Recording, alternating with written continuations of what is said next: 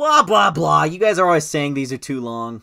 Gutter space! The only pop culture news show where the host sounds completely intoxicated no matter how sober he is. Remember when they said this would be a prequel to MCU Spider-Man set in the time before he was recruited by Iron Man, and that idea sounded awful because no significant or interesting story could happen in that time span without fully contradicting the movies? Well, guess what? The whole show is about contradicting the movies. This show is under the MCU brand, but is not canon to any of the movies, and is just its own divergent timeline, where Norman Osborn recruits Peter to mentor him instead of Tony Stark. I already love that idea. Osborn would totally see this gifted kid and think, wow, he's a genius and a living weapon. Look at little Goblin Jr. Gotta exploit that for nefarious deeds. Most of his early comic appearances have him going like, Harry sucks! You'd make a better son, Peter! So this is a fine change, and it'll be cool to see that relationship decay when Peter realizes the kind of guy Norman is and finally challenges him as Spider-Man near the end of the season.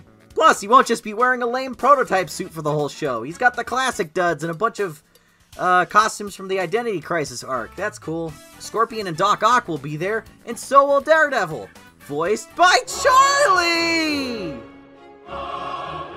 All of this stuff has me hyped. Hearing that this is in its own continuity that can do whatever they want with the character is the best news we've had so far. Because, you know, I'm kind of a little burned out on the MCU being pushed forward as the default everything now. You know, looking at MCU Spider-Man and going, alright, but what if we attempted to actually, you know, make it more like the comics, is frankly hilarious of a direction, but I'm interested to see how they pull it off. It's been a while since we've had a Spider-Man cartoon. Ultimate Spider-Man ended and then there was nothing for like 8 years. Nothing at all. Just gotta wait another 2 years! Oh, Jesus. Oh. Maybe because of this and Spectacular Spidey being added to Netflix, I should consider revisiting a certain series of videos in the meantime.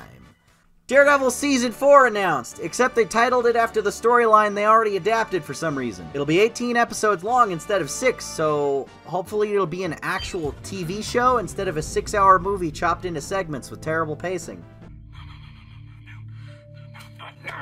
That Obi-Wan shit was embarrassing. That could have absolutely been a movie.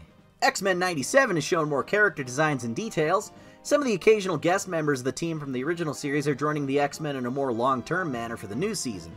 And they're adapting that stuff where Magneto was leading the team because Professor X was deadified and he felt bad about being such a jerk to him all the time. I think the spot where the original series left off actually leads into this pretty well, and it would make sense for the characters to go that route at this point. They have Storm's mohawk! Yes! I'm glad at least one X-Men thing isn't being hilariously mismarveled. I mean mismanaged. What if Captain Carter was interesting? What if the show was good? I don't care about What If Season 2. I'm not going to watch it. The first one was lame and bad, and the voice acting is terrible, except for the characters that are voiced by actual voice actors instead of their live-action actors, and the concepts are really lame, like, oh, what if this character was switched with this character? Oh, f*** it, they suck. This is a news show, but it's also heavily opinionated. We've been over this. I'm reporting the thing, but also what I think about it. Otherwise, you could just go read the article. Fuck off. Marvel Zombies will also be super MCU-inspired, unfortunately, but at least it'll be TVMA. So even if it's terrible, maybe it'll have some fun gore and zombie designs. I love blood and violence! I've got a boner for murder! One of the first comics I ever read was Robert Kirkman's Marvel Zombies, which is absolutely an appropriate book for a 7-year-old. And that book is near and dear to my heart, so naturally I'm also pretty cynical about this. You veered so far off the book, and the only thing you adapted one for one was T'Challa being hacked up for meat supply on a medical table? That's fucked up, bro! Why is T'Challa getting jacked in What If so much? Speaking of T'Challa getting jacked, he has officially died off screen, and Wakanda Forever is all about side characters uniting together to find a new Black Panther. Kinda like that Batman Battle for the Cowl thing. The trailer is actually pretty hype, but I'm worried that the decision to kill him off instead of recasting will cause T'Challa to be ditched in everything for MCU synergy. You know, like the rumored EA game where you're apparently playing as a new Black Panther after the original has died. Plus the comics look to be edging him out too, and that's not okay, like at all. Let's honor Boseman by just throwing away his character in every medium simultaneously? Come on, T'Challa's cool, keep him around, please. Ant-Man 3 apparently starts with Ant-Man acting completely out of character, and they recast Cassie Lang for seemingly no reason on record, so that's a yikes already. Hopefully Kang the Conquerman is cool in it, though. It's kind of nice that something is going to actually acknowledge the Loki show existed. I figured the timeline splintering into a billion branching universes would have been a bigger deal, and it would have tied into the other 3 multiverse projects recently, but I guess not. These movies are feeling more and more disconnected and disparate in really weird ways. Everyone's talking about the disappearing for 5 years thing, but the giant bird skeleton fighting an alligator in Egypt, the sky changing back to thousands of years ago, a monster as big as a planet appearing in orbit, and a giant corpse poking out of the ocean are all just getting glossed over. I mean, Spider-Man's shenanigans tearing a massive hole in the atmosphere like that Futurama movie gets a pass because, you know, memory erasing magic, but maybe everyone in this world has become just strangely desensitized to crazy, life-altering, terrifying shit that's happening outside of the control of normal people. It's okay now, because it's easier to skip several of these movies and shows at a shot without wondering what's happening. Like, the thing that made the MCU cool and exciting 8 years ago has become such a detriment now that I'm glad they're doing less and less of it, and I have far less boring content to watch.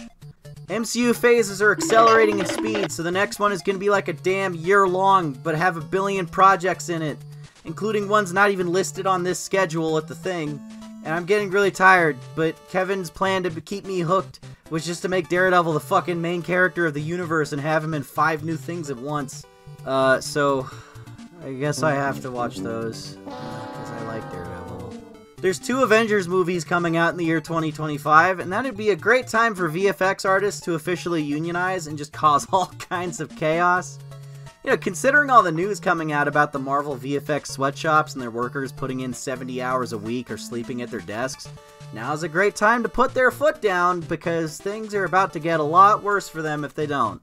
DC showed Black Adam and Shazam stuff. It's weird how those 2 are at the forefront of their current movie lineup and still have no real confirmation that they'll be crossing over soon, but it seems pretty certain that it's coming. Both of these look pretty neat, but I like the costumes in the first Shazam a little more. They aren't talking about Flash. They aren't showing Flash trailers. They have nothing to say about the Flash. That movie is going to get unceremoniously dumped onto HBO Max probably with no advertising, so they can just wash their hands of the whole weird, scary situation. In fact, it's gotten bad enough that the plan to completely replace Ben Affleck's Batman with time travel retcon Michael Keaton is now in question. And Affleck's Batman is replacing Keaton's in Aquaman 2!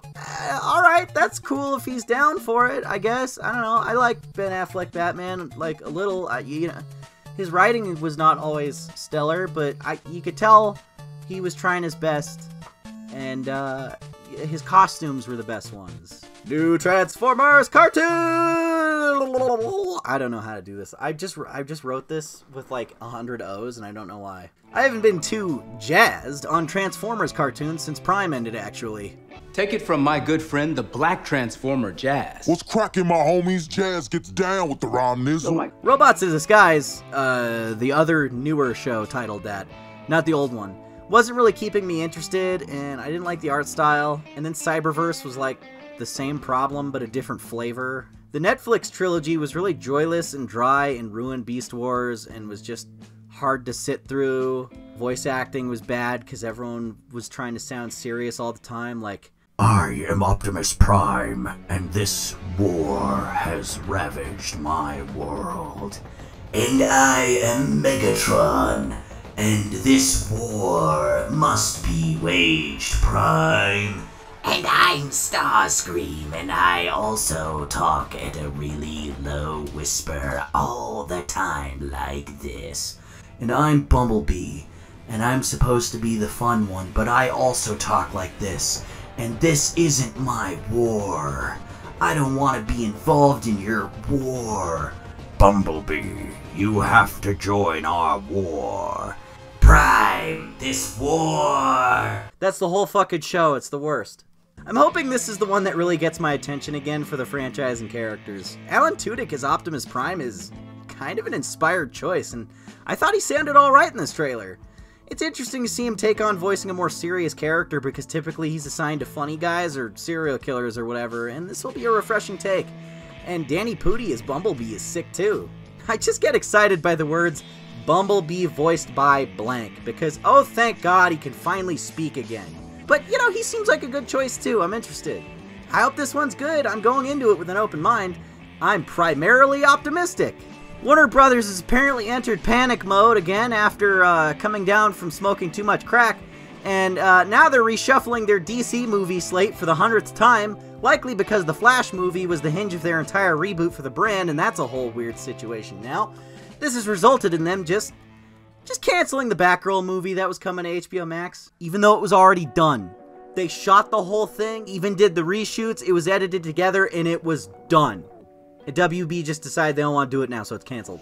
It won't be in theaters or on HBO Max. It's just gone. Their publicly stated reason being that they want to start focusing on big theatrical blockbuster event movies, and Batgirl is apparently too grounded and small scale for that, I guess. Aw, man, we were gonna see Brendan Fraser as Firefly. That would have been cool. J.K. Simmons was Gordon again, and Michael Keaton would be Batman because of time travel, but I don't know. I feel like they don't want to put it out because it's so reliant on the Flash movie for continuity, and that one is in a weird state of flux currently. So this is especially like, what do we do with it? And since it only cost $90 million to make, they consider it an acceptable loss, which is, like, fucked up. They're also doing the same thing to the Scoob sequel that, as far as I know, was also done or near completed. Damn, even New Mutants came out eventually. When was the last time an entire completed movie was just obliterated after it was done? Probably that weird black and white Louis C.K. movie about, like, how he thinks Woody Allen is, like, a weirdo, but then Louis C.K. was also being a weirdo, so no one would distribute it. Batgirl and Scoob are in some odd company. I really hope they back off of this decision and just release it on streaming at the very least for the people who worked on it, and so we can see what it was like.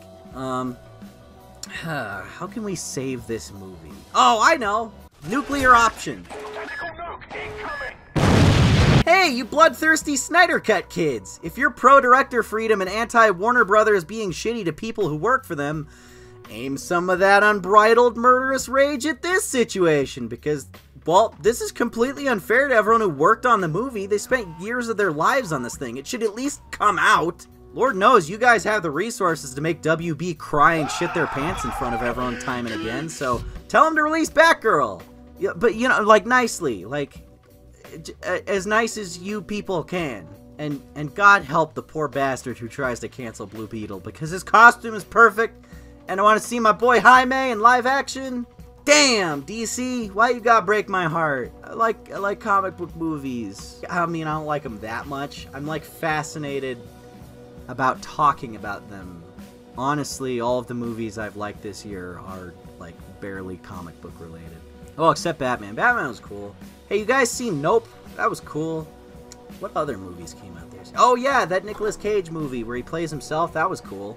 Type in the comments what your favorite movie was this year that was not related to comic books in any way, shape, or form. I feel like we're getting to a point where we forget those exist as a society a little bit, and we need to work on that. Oh my God! It's Lady Gaga! Lady Gaga is apparently, for sure, playing Harley Quinn in The Joker 2. Had to announce something to get people off their backs about Batgirl. This was not it. Totally didn't work. In addition to that, Warner Brothers are merging the service with Discovery, getting rid of a lot of their animated projects. They canceled the Supergirl movie, canceled that Strange Tales show with Kevin Smith. The new CEO says he hates scripted television, rumored to be removing many of their original streaming content, which has no physical release, so it'll become lost media that can only be viewed through piracy.